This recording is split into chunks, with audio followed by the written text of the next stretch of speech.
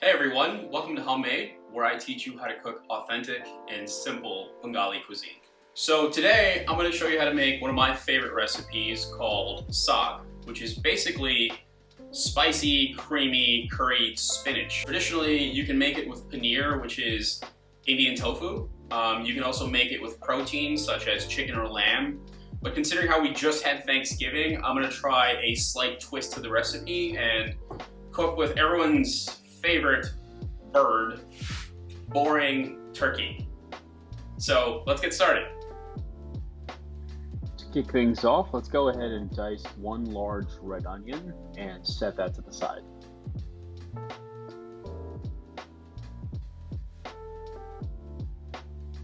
To add to our base, let's also finely dice 2 medium-sized plum tomatoes.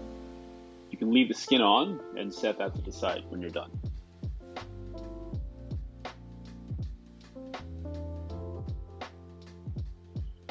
Bunch up a handful of fresh cilantro and give it a quick mix. This will be our garnish for later.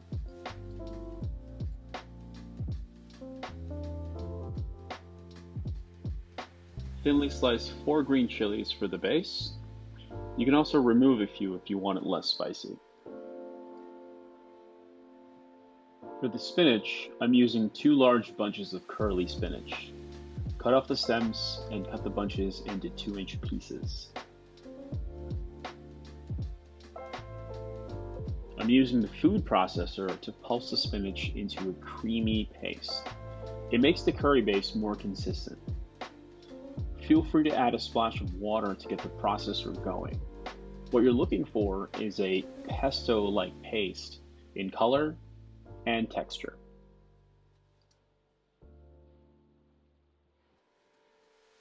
Scoop up the spinach and set that to the side for later. I'm using 2 heaping tablespoons of mustard oil.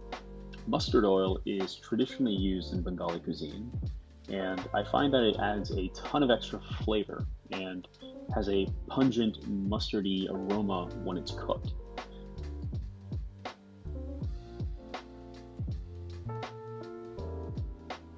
Toss in the red onions over medium-high heat.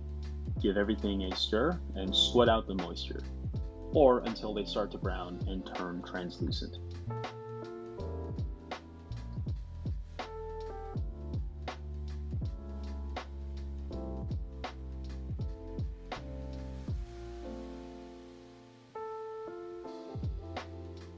Let's add in the green chilies and cook that down.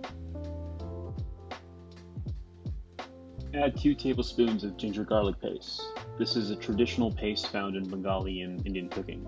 It's super convenient when you don't feel like peeling garlic or ginger.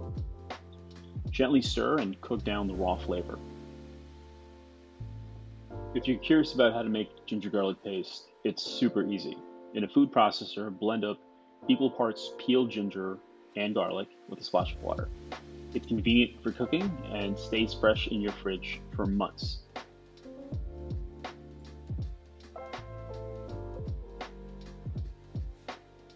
Alright, let's toss in the tomatoes and cook that down for 5 minutes, or until they become soft and fully incorporated with the onion and garlic paste. Give that a gentle stir and mix well. You're looking for a jammy consistency.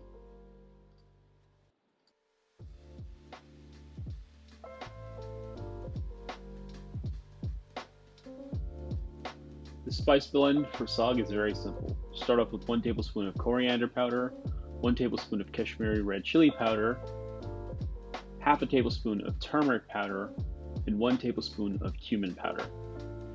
Give that a good mix and bloom the spices over low heat. After about 10 minutes, or when you achieve a jammy-like consistency for your curry base, it's time to add in the spinach. With the smallest baby spatula that you can find, gently fold in the spinach with the curry base, and make sure you mix it well. Cook down the raw spinach flavor for another 10 minutes on medium-low heat. You're looking for a change in color of the spinach from bright green to dark green. That's when you know it's cooked down. I'm adding in 1.5 pounds of cubed turkey meat from Thanksgiving leftovers. You want to give that a thorough mix and season with salt and pepper to taste. This is a great dish to add flavor to lean protein like turkey with minimal fat.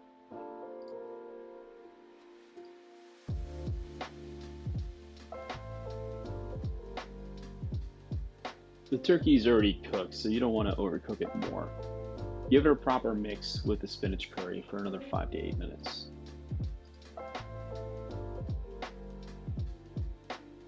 To amp up the creaminess, I added a couple tablespoons of leftover heavy cream.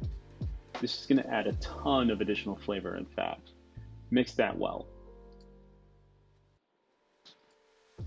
Typically, I use ghee to finish curries, but I'm adding a few globs of butter to finish.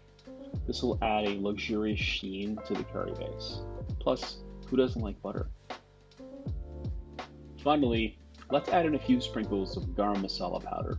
This adds an extra layer of earthiness and nuttiness into the creamy spinach. It's a delicious finishing spice mix.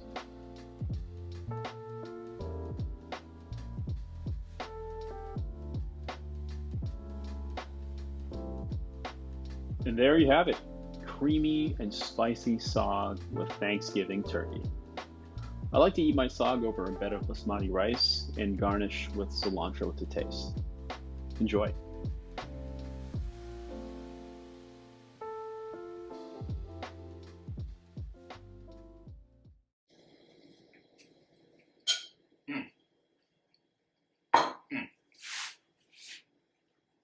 That's delicious.